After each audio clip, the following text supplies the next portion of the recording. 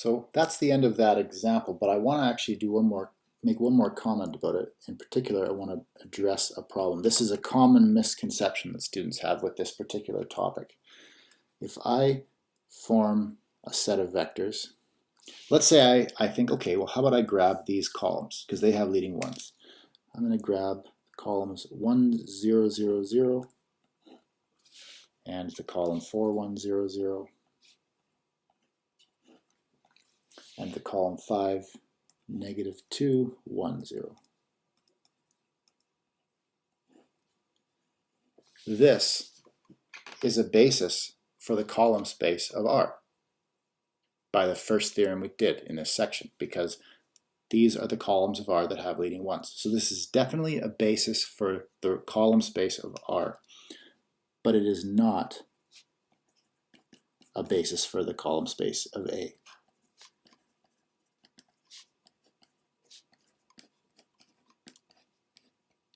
And the reason that is, well, it's probably better to say why there's no, basically it's better to point out the fact that there's no reason to expect that it would be a basis for the column space of A, because these are not the same matrix. Why is it that we could just take the rows of R that have leading ones and say that those are going to form a basis for the row space of A? Why did it work for row space? And the answer is because of this theorem. But notice I didn't say that the column space of A is equal to the column space of B in this theorem. So if you do row operations to a matrix, you are changing the column space, or at the very least you should expect that you might change the column space. And that's the reason that this will not work. And by this I mean we cannot say that the columns of R that do have leading ones are going to be a basis for the column space of the original matrix A. It would be nice if it worked out that way, but it doesn't quite work out that way. So then that leads us to a question, well, what do you do? How do you get a basis for the column space of a matrix that's not in row echelon form? And, well, there's a theorem for that as well. That's the good news, is that there's an answer to that question. And let's take a look at what it is now. So here's another theorem. This one takes a little bit more time to write down because you have to be very careful on the wording. But once we go through it, then we'll have it. And this is the last main theorem of the section. So it starts with the following. Let's suppose you have two matrices that are row equivalent. So let's say matrices A and B be row equivalent. And here's what the statement says. A given set of columns of A.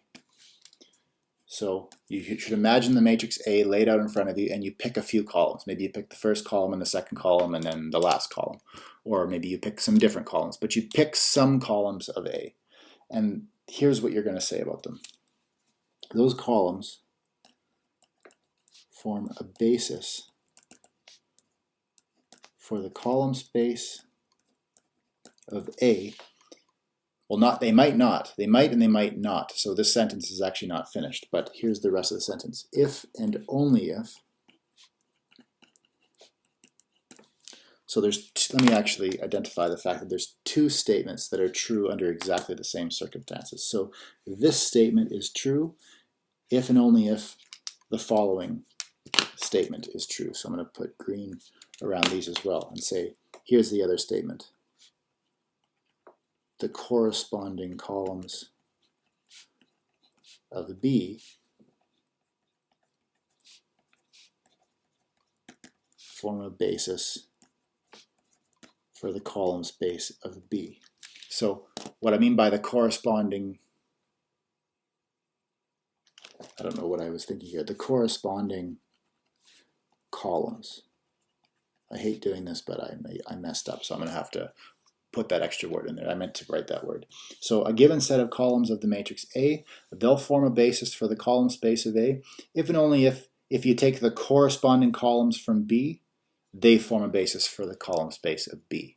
So you're only going to get a basis for the column space of B if you choose columns directly from B here. That's really the difference here of what, this is the difference between this theorem and the last theorem in terms of how it's applied. So let's look at an example of how to apply this theorem. So find a basis for the column space of A, where A, and we're going to actually use the same matrix as last time. So I'll just write it out. Another copy here. We got 1, 3, 4, -2, 5, and 4. 2, -6, 9, and then -1, 8, 2, 2, -6, 9, -1, 9, and 7. And the last row is -1, 3, -4, and then 2, -5, and 4. So we want a basis for the column space now. So, well, if you were tackling a problem like this, you would start by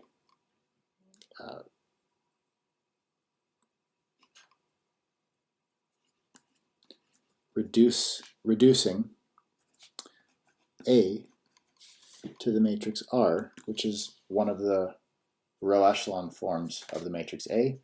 And just as a reminder, the one we had last time, I'll use the same one. It was 1, -3, 4, -2, 5, and 4.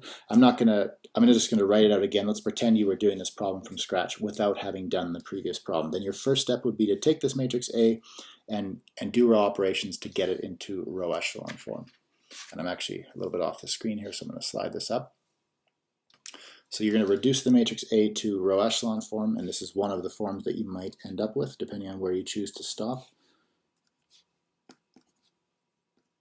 The same one we had last time, 0, 0, 0, 0, 1, 5, and then a 0, 0, 0, 0, 0, 0. Okay, so that is now a matrix in row echelon form. So what you're going to do for the column space is you're still going to look at the matrix R. You're going to identify where the leading ones are. And you're going to say, okay, column 1, column 3, and column 5 all have leading ones. So what you're going to do is, instead of choosing these 3 columns for the basis of the column space of A, you're going to go back up to the matrix A and highlight the corresponding columns from the original matrix A. And those are going to be a basis for your column space of A. So that's how you can adapt the previous technique. So we'll just let B is the name I'll use for the basis. So the first vector I take is going to be 1, 2, 2, -1.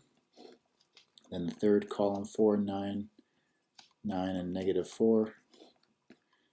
And then the fifth column is going to be 5, 8, 9, and -5. So that is a basis for the column space of A. Now, if I wanted a basis for the column space of R, I would have used these 3 columns. That's the difference. Okay, so that's how you can find a basis for the column space of any matrix at all. Now there's no matrix there's no matrix for whom their column space's basis is not available to you. Put it that way. Okay, so we're going to talk about a few more ideas and finish off the section in the next clip.